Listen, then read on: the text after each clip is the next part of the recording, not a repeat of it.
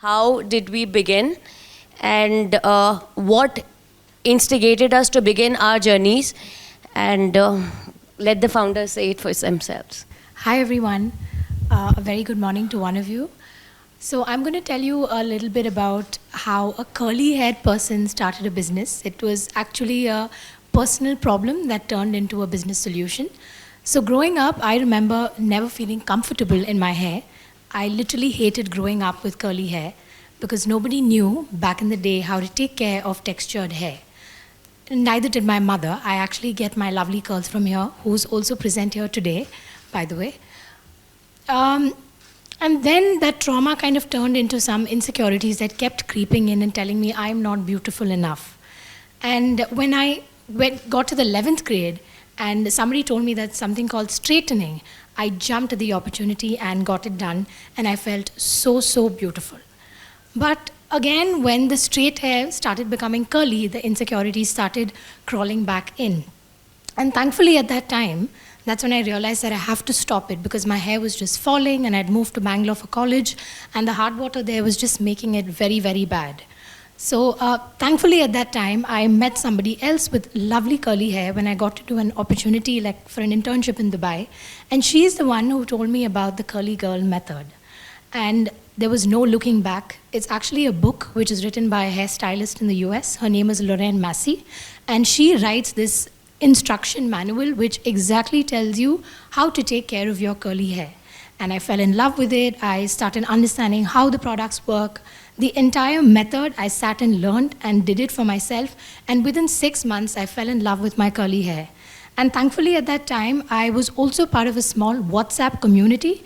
It was a WhatsApp community of just 50 of us women, all of us who had the same struggle. We all grew up with not liking our hair.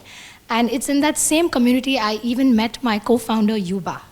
And yeah, so that's our journey of how Manetain came alive, because we were two women who were fueled by the passion of not loving our hair to finally embracing and owning up our hair. And that's how we started Manetain. Yeah. Thank you so much. Why don't you tell us about your story? So, this is Anshu Parmar. I belong to a small city from Dholpur, which is in state, Rajasthan. And I started my studying in Hindi only.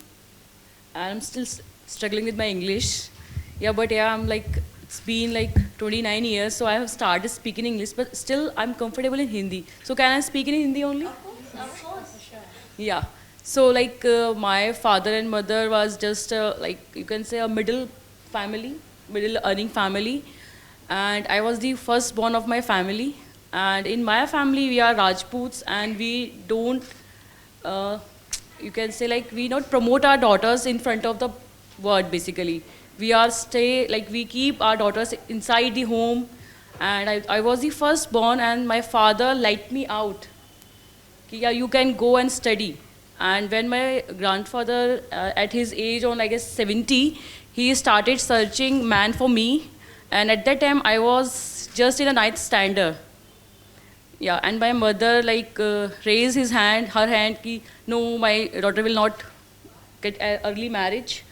Then my father supported her, and at the age of 26, I married to a man, and now he is my support. We have two kids, and I started my business with my daughter's name. She is Erisha, and now I'm a co-founder of Erisha Support, Erisha E-Mobility, Erisha Agritech, and Erisha Space. Now we are working with Agritech to the space. We are building our satellite, and it will be gone into space in 2025. So this is my journey. Thank you. Good morning, everybody. My name is Smita Roy, and I co-found an organization called Peepal Tree Foundation. So I do a business which is a little weird. I pick up waste from garment factories and textile waste, basically. जो उनका कूड़ा होता है, जो whatever goes to the landfill otherwise, absolute garbage, absolute textile waste, I convert the waste into products and I sell it in different platforms, and it's a sustainable business. And whoever converts these textile waste into beautiful products are our beneficiary women from different slums across Delhi. So what we do is we pick up the waste from the garment factory, and then we, categorize them, and then straight away give it to our women in different slums. They convert this, waste into lovely products like cushion covers, bed runners, table mats, coasters, and so many, and bags, and so many other things. And then they become completely different. And then the fabric that cannot be actually made anything with, that becomes, then we make choti out of it and make different mats, floor mats. So nothing goes waste. So we are able to convert about, substantial amount of, waste into products. So the fabric gets a new life, and our women also have a better life, So this is I'm a social entrepreneur, therefore, And so this project, the entire proceed of this project, I sell it through different platforms like Amazon and our own website. And whatever we earn here, we 100% channelize into a school. We have a small school inside Asiad Village, where it's just a one-room school, nothing so fancy. And we have about 60 children there. So 100% is funded by our organization here. So it's, plowing back the proceeds into helping the community again. So that's what I do. Thank you so much. Good morning, everyone. My name is Shivani. I'm the founder of a brand called Mother's Kitchen. Mother's Kitchen is a FMCG brand, and we predominantly export gluten-free, lactose-free, and vegan products. So I started my journey back in London. So it was an adversity which I converted into an opportunity. So I started Mother's Kitchen when I got separated. That's when my daughter was gluten allergic. So I thought to myself that what is it that I can do? I was a housewife at that point of time. So I was working with Indian High Commission. I took up a job with the Indian High Commission as a visa officer. Plus, to build my expenses, to retain my expenses, house expenses, I thought that, okay, let me start a catering business, which is for only students who are gluten allergic. So there was not much things available for gluten allergic people. So I got this atta from India, which was totally gluten free. I used to courier that atta from India to London. I started making rotis and paranthas out of it, and I started supplying it to everybody in my community. That business grew up so much. I didn't even have money to advertise. So there was a small place called Gumtree where you can place your ads free. So I only advertised through that. It grew so big that people started asking me for that atta. I did not know what is export. I did not know how to get a container. My journey as an entrepreneur started when I decided, okay, I want to get a container of this atta. So I designed the packaging. I took all the registration, got the container. In fact, I did not have space to keep that atta, a 20 feet container. I did not know where to keep. So I tied up with a guy in UK itself at his warehouse. I told him that, okay, I'll give you only 10 pounds a month because I had no money to keep my atta, and my container will be offloaded. So I was a forklift person. He said that, okay, I'll give you this half space of my warehouse in 10 pounds, but you have to learn how to drive a forklift, and you have to do all the work for me inside the warehouse. I agreed to it. So I was the forklift girl, I was the delivery girl, I was the sales girl for him. So in order to, because there is a very big shop called Quality Foods. They have 5 branches in London. So my first ever customer was Quality Foods. But this guy said, okay, I will let you keep your stuff if you sell the stuff yourself. So I did all the sales job over there. I did everything for the shop, not only selling my product, but I was selling products for his other shop, other products as well. So he hired me as a salesman for myself and for himself. So that's how my journey started. The margins in atta was so less that I had to get into packaged food. So we designed a stream of cookies and health bites and sweets which are totally gluten-free. I predominantly export, I'm back in India now, I predominantly export to UK, US, Australia, Hong Kong, Canada, China, and for the first time we are going to launch in India now. So we are going to get into corporate gifting as well. So this is my journey and that's how I started. And now I would like to ask each one of you that what is it that, let's start with that one learning you want to tell the audience over here and everybody who's listening to us, that one learning that everybody can take away. As a women, we should empower us and we should empower other women as well. As a women, we don't have much opportunity ourselves. We should create opportunity and give them. We should create a word for ourselves only.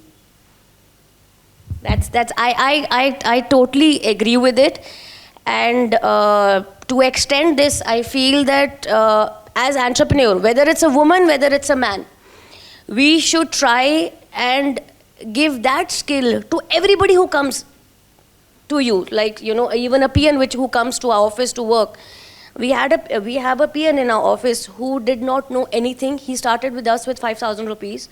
Now this guy knows how to work on a computer. He knows everything. All our delivery systems is being taken care of by him.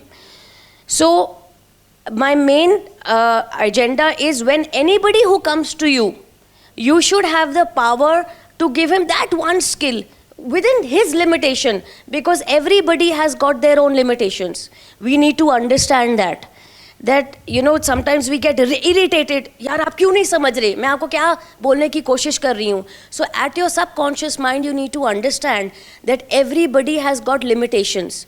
They have their own thinking power. So if we respect that and if we understand that, so we will be able to create people with more and more skills. That's what I feel. Anyone learning from your side? Definitely, in my case, I want to highlight the point of flexibility. As a founder, please don't be rigid. There are people who know better than you. You are not a perfect founder. Like I can tell you for myself, I am not a perfect founder. There's a nice compliment that comes from Yuba, my co-founder. But even after us, there are skill sets, which there are other people. We hire better talent who come and help us with those things which we are missing out on. And that's one thing I've realized, that don't be a know-it-all. Be very flexible. There are things that you think is working well for your business, but actually it might not be working well. And be open to immediate change. Don't wait it out. Don't be stubborn that you'll test it out for longer. It has to work. So I think that was a big learning curve that we had initially, and we have come a long way from that. Wow. Yeah. So I will feel that we should be like water. So if you put water in a bottle, it takes the shape. You put water anywhere, it takes that shape. So you have to be that flexible, not only as a founder in your personal life, but in your professional life, both. And which extends to being a lifelong learner. What is your learning? Since I work with less privileged women, I feel that when I empower, if I had empowered the man of the house, I would have empowered him. But because I've empowered the women of the house, the entire family is now empowered. She is making decisions. She is waiting for the salary, and she is waiting. She knows exactly where she is spending. And for the first 9.5 items that she's spending on is for the children and for the house and the husband. So that is how we are. Our built is naturally. So we are, it's such a privilege to work with women, and the learning that happens is every day to see them grow. And then you feel, okay, I may not have grown so much, but I'm seeing the growth that is happening in them, the sense of taking responsibility, and they are small entrepreneurs by themselves now. My women, my beneficiary women, and so that is, I think, my biggest takeaway. That everybody says, okay, Smita, you have really grown, Then I think to myself that I don't think I have grown as much as I see growth happening around me. So that's my takeaway. I feel you should always enjoy every small winning we have, and along with the women, we should try and encourage to explain men as well, so that they could in return encourage women to do whatever the men are supportive. I will always see, I mean, Dr. Batra is so supportive of women entrepreneurs, so men are supportive. So we need to encourage more and more men to be supportive of women and women to be supportive of men. That's what I feel. You know, they say that to be an entrepreneur, you have to have some kind of eccentricity. To be a women entrepreneur, you must be so crazy. And to be a social entrepreneur, I think you totally lost it. That you're going into a venture where you for sure know there will be no money coming in for a long time. So please know that I am completely mad, and please approach me with enough carefulness. So yeah. So in your journey, do you feel that there is a very thin line of difference between a woman being an entrepreneur and a man being an entrepreneur? Give us one example. I've noticed this with, I have other founder friends as well, and some of them are couple entrepreneurs. And it's really nice to see husband and wife, work together. But I remember pitching to same set of investors, okay, similar set of investors, exactly same, but more weightage being given to them. And being friends, we discuss, founder friends. And most of the time, it's actually because there is a male counterpart there. And we are two women who are pitching. So there is that thing of getting intimidated when the room is full of men. I feel if there were more women investors on the other side, they would probably understand where sometimes why we feel intimidated, or there is that underconfident feeling that comes, when there's a lot of questions being bombarded at you. But obviously now I've pitched more and I've gotten more used to it. But this is something I've honestly noticed, a fine line, but it is changing as well. There are organizations like She Capital where there's women across the table, and when you pitch to them, there's a lot more calmness that you feel. I don't know if that's a common feeling, but this is a true learning I've had. But why do you feel, if you're sitting with men, why do you feel that, okay, there are more questions being asked to us and less questions being asked when a man is there? Why do you feel? I mean, what is that thing? Is it because of culture? Is it because of society? Or is it because of your own family? Why do you feel such way? I definitely feel culture and society. Like growing up, I've been privileged enough to be in a family where my father has really put me on the pedestal. Like I have two older brothers. But the general conditioning of the society where I've grown up, I'm a Muslim and I come from Kerala, Muslim community.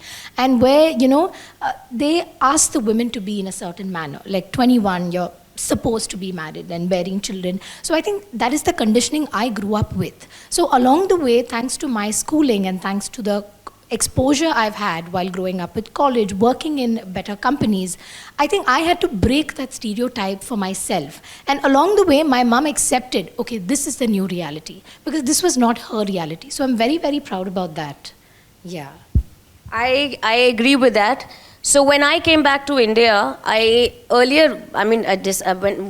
I took the decision that I want to separate, I did not want to come back to India because the only thing my parents were talking about that we want to get you married. Yeah. That was the only thing they ever told me. So I never used to come back to India thinking that my father will take my passport and not let me go. So when I came back to India, they had totally believed the fact that, okay, she wants to move on, she wants to do what she wants to do.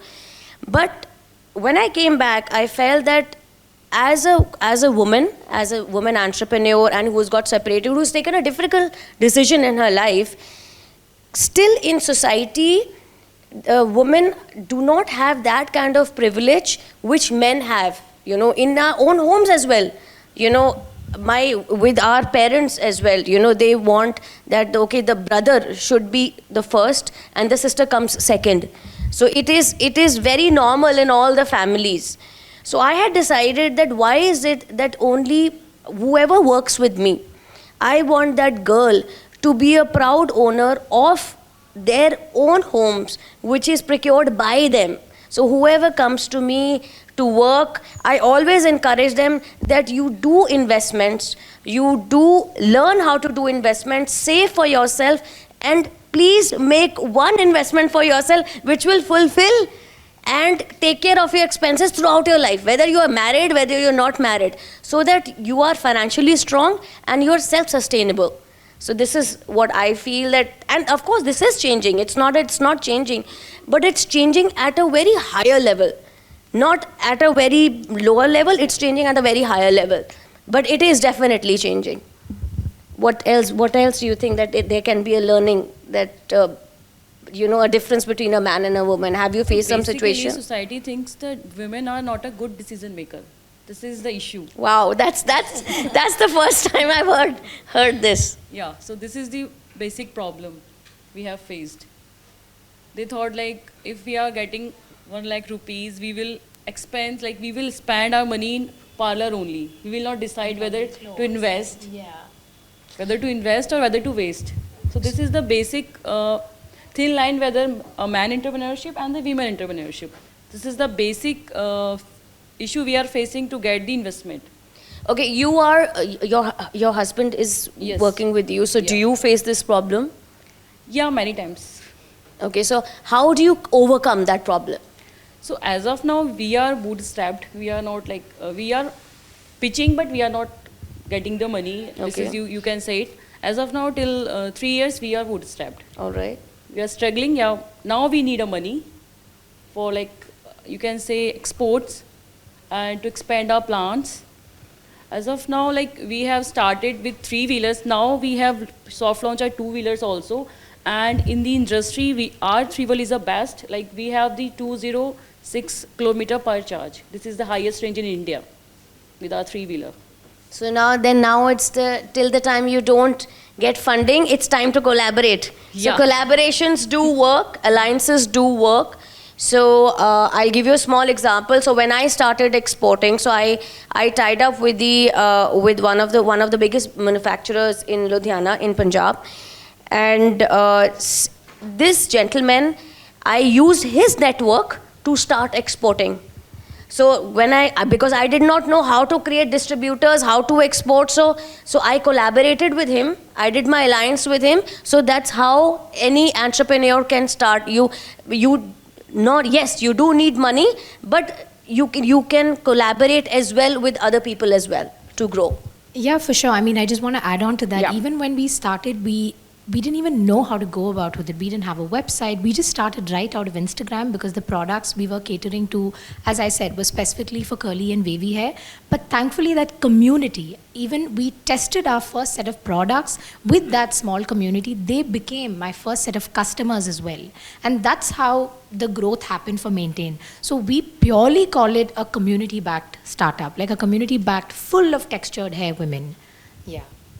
Okay, Smita. Yeah. I think about the funding, this is a humble point of view. Because women come with a lot of other responsibility, sometimes investors have a thought that will she be able to contribute, as much time as a man entrepreneur would contribute, because फिर तुम तो शादी ही कर लोगी, फिर उसके बाद तो तुम्हारा maternity leave होगा, फिर क्या करोगी? How, it all depends on how your in-laws are going to permit you or no and all of that. So it's still there, but it's going. It's, change is coming, as we all know. Otherwise, we wouldn't be here. Correct. But it is taking its own time. So therefore, it is taking its own time to recognize that we will perform very well. Don't worry about it. We will, give you enough value for your equity. So that is that, I think. I feel that we need to give everybody, whoever we meet, they should get confidence from us that yes, everybody goes through personal problems. Everyone, even men go through personal problems, but you have to always keep your personal problems aside and your work aside. You have to keep on moving forward. Forward is the key. For any personal problem, nobody is here to listen to a personal problem. Everybody goes through it. So I feel that moving forward is, I think you should just write down in front of you as women entrepreneurs and men entrepreneurs, when you're sitting in your cabin, there should be one chart in front of you saying, keep on moving forward no matter what it is. That's what it is. So we rise above our problems. So that's what's makes us different. I thank you so much for coming in. Thank you. What do you think is profit for you? Profit is money only. Okay. When you sell, you know, people put in the check into your bank account or make transfers. That is definitely a tangible profit. However, when you see, if I was just sharing with Shamila ji that, you know, when you see the progress that has changed the life of different beneficiaries that I'm working with, if you do a proper impact assessment, I think that is that some kind of profit that you will never be able to put down in your books. You know, my women are able to make amazing decisions, you know, which is mind-blowing. And this can only happen, not only financial empowerment, this can only happen with giving her credibility that she has deserved always, you know. So that is definitely in. And your question is, what is profit to me? When I'm able to see, I mean, I did not make $1 billion you know, transaction last year, but I made enough that, you know, I'm able to sustain my school as well as I have about 52 women working with me from different slums around Delhi. And when I see changes in their lives, their children are now going to school. They are immigrants. For many, many years, they did not send their children to school. Now we have sent the children to school. Their children, because they cannot teach the children are going to, you know, private tuitions and everything. For me, that is also a part of my profit. You know. Thank you. Thank you.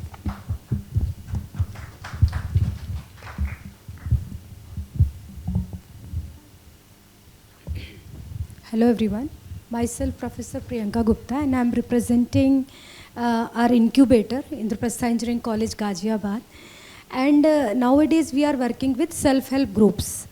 So sitting here, you know, at the center of the nation in Delhi, the picture is totally different. And then when I go just 15 kilometers inside, I am really unable to stop my tears and my heart pains. Because when we see these women, so where we are trying to change the picture of a woman's life, I really feel what can we do for them? So when I have about, I'm sure your question is for me, because I have about 23 self-help groups. Yeah, that's nice. Yeah. I would like to connect. In Delhi, okay. only. Nice, nice. I'm from Ghaziabad, okay. And we are connecting to different blocks. And there is a huge scope to work for them. Absolutely, there's scope everywhere. And we are a part of the cooperative society. We have a cooperative society also with National Cooperative Union of India, okay. which is directly under Amit Shah ji. Nice, So you know that cooperatives has money, yeah. and you know where it comes from. Okay. So our women I have myself trained women to make, I was just sharing just now, we have trained them how to make agarbattis, we have trained them how to make candles, a bioenzyme, which is a mind, you know, दुनिया का बदलने वाला one product it is. Bioenzymes, block printing, so many different skills we have to, so that women can sit back in their houses and make the products. And we have given National Cooperative, tying up with National Cooperative Union of India, women are getting a platform to make sales also. You know? Yes. So, yes, That's without really, self-help group, it is difficult. Yeah, that's really nice to know. And really, I urge from this platform, let's take all hands in hand. And it's okay, we are here, we are privileged enough, but let's support to all of them. They really need this support. The situation is very pathetic. You know, we have not, mine is one organization, like she was mentioning that, you know, she was a part of the Shark Tank and everything. But for me, I have not gone for any funding yet. You know why? Because we are a sustainable, of course, if I get, then we will be able to make bigger changes. But so far, you know, it has been, you know, sustainable. So we are able to maintain that dignity and, you know, work forward. Definitely. And plowing back money inside. Yeah. Yes, yes, thank you. And I would like to connect to you. Please do, please do. Yeah, thank you.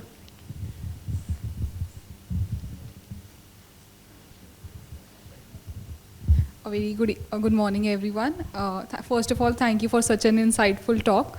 And about me, I'm Ekta Agarwal. I'm an IT sophomore, and I aspire and I'm building a community and a startup of my own in my university. So my question to you all is, how do you manage work-life balance? I'm a student right now, I'm learning and exploring, but my mother tells me that she tells me that I already see you have a very pathetic lifestyle. You can't manage your studies, your daily routine right now. So how will you manage after you get a job or you manage your own business? Yeah, there's nothing called work-life balance. In one you succeed, one in fail.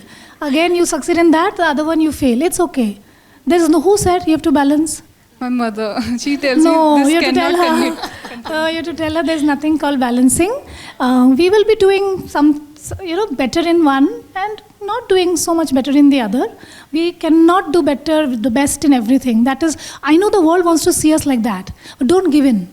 Don't create a picture like that of yourself that I'll do best in everything. That's not possible. You will get stressed out and burn out and die.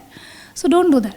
I was just sharing that my son has got a D yesterday, and I was stuck in guilt. Should I teach him Hindi or should I go for this meeting this morning?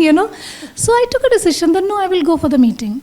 So it's okay. It's okay for him also to get a D, and it's okay for me to come here, and evening I can teach him.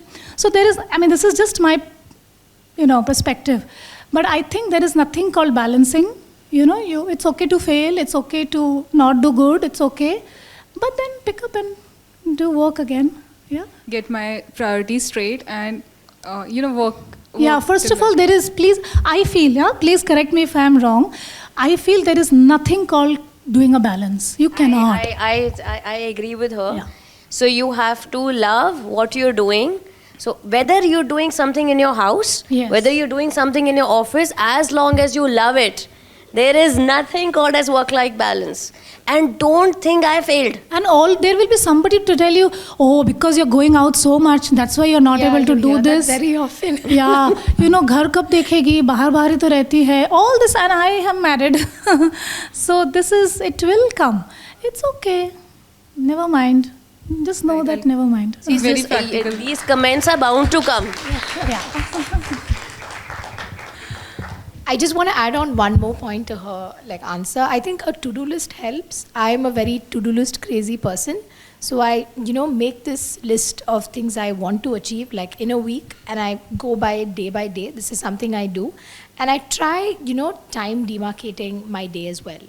Sticking to certain times so that it still gives me enough time to do other things which enrich me other than just work. For example, if it's a workout or if it's joining for a dance class, for example.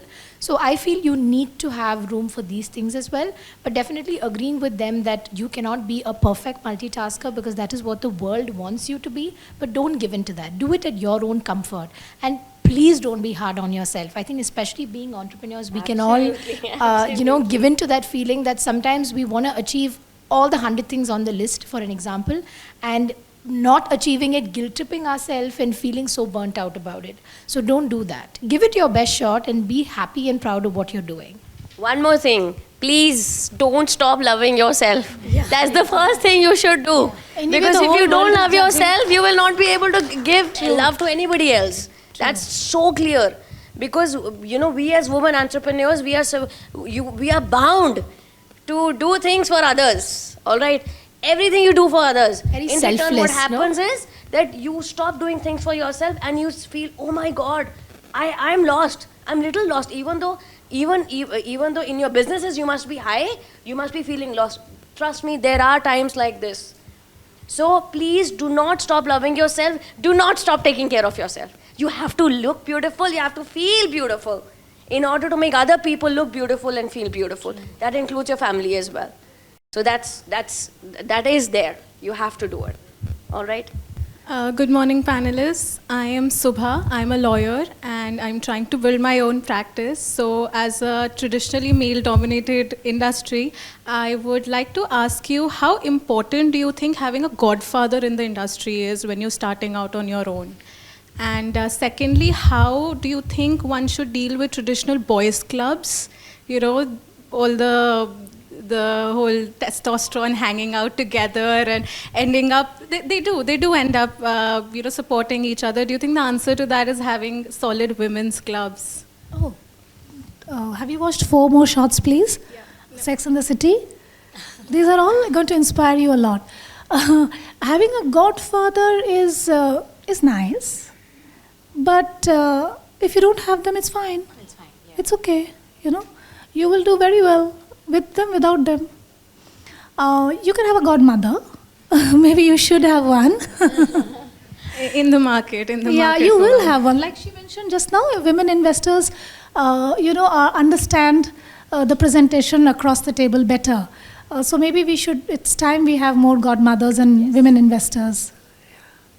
And rightly, as she said, you don't need someone to start out with. That is your vision. So I would say believe in yourself and go out for it. Even when we started, we didn't have a godmother or a godfather to help us. In fact, these mentors and investors, they've just come about. Yeah. Even like for the last 4 years, we've been fully bootstrapped. And even right now, I'm bootstrapped. My funds haven't even come in. So you are your own boss. You take the decision. Yeah. And you don't need just women's group to go in. Go in co-ed groups, yeah. They're co-ed schools. Go and stand with men, okay, and prove that, okay, you are as intelligent as them. When you share your knowledge, they will say, oh wow, you have this kind of knowledge. You will get these comments as well. So there is no need of just going to women's group or women's club. Please go out there and stand side to side with men and talk to them and share your knowledge.